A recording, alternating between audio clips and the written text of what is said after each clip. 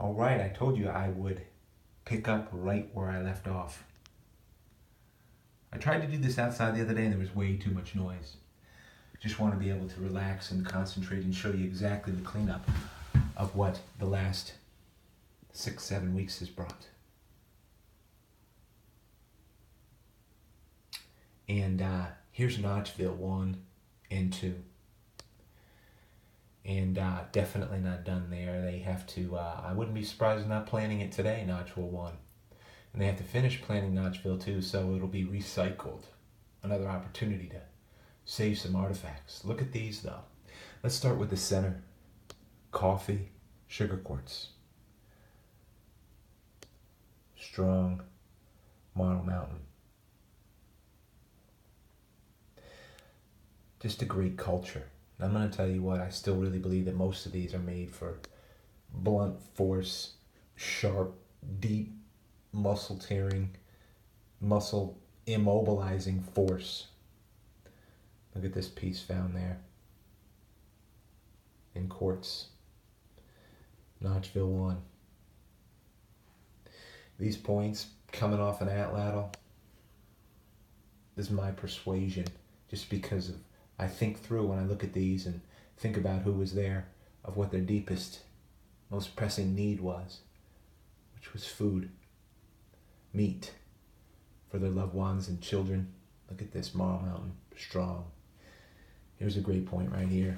Unbelievable. Notchville 2. I promise you, Terry, Rob, you walk right over the top of this. We needed water to get it out. And look at the relief on the back. And I was talking to Rob, the men who yielded the atlatls, their shoulders, their wrists, their arms, backs, they were magnificent and strong. They had to be. Life demanded their human bodies to be that strong. And when these were released at the deer and the prey, the animals they needed them to be, they did serious damage, and they were probably seriously good.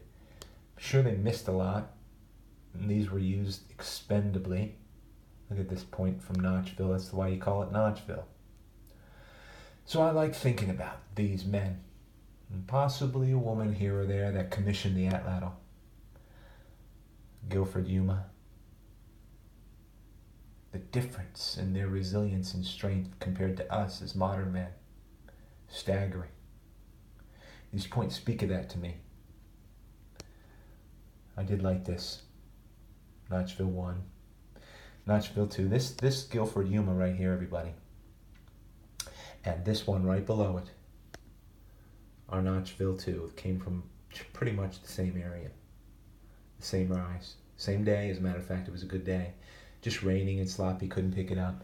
And then I just had a little bit of a lunchtime, went back, and this was a solo day over at Notchville 3.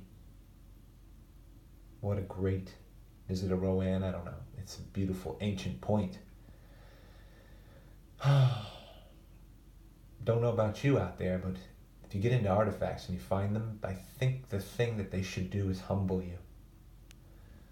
There's a race of man that we have not considered, I think, in the right way. So, from Indian Trace to all of you, this one won't be as long. These are fantastic artifacts. It's my weeks, plural, in review. I mean, we did check those out already. What a great time.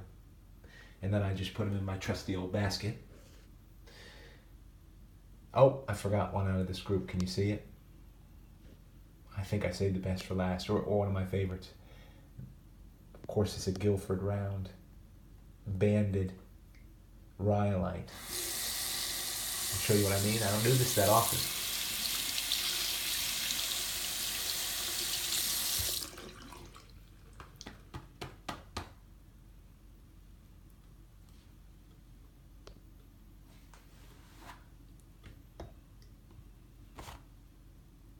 There you are.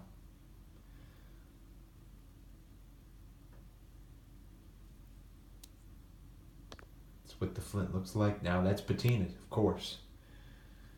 Carries a great patina. Flint was a dark green, gorgeous. It does have a band through it though. And that's from Notchville 1. It's a great point, isn't it? Guilford Round. All right, everybody, from Indian Trace to all you out there. I absolutely hope you find some areas where you can harvest some of this stuff and save it, but without the machines, without the modernization, well, I wouldn't find any of these. So I'm thankful. It's sort of a catch-22. So you just take it one day at a time and move forward. Thankful.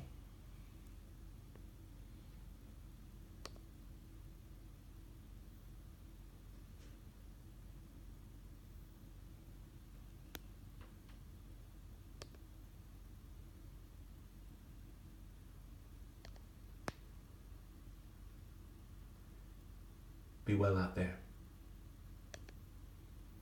Thanks for tuning in. That right there, that's Indian Trace.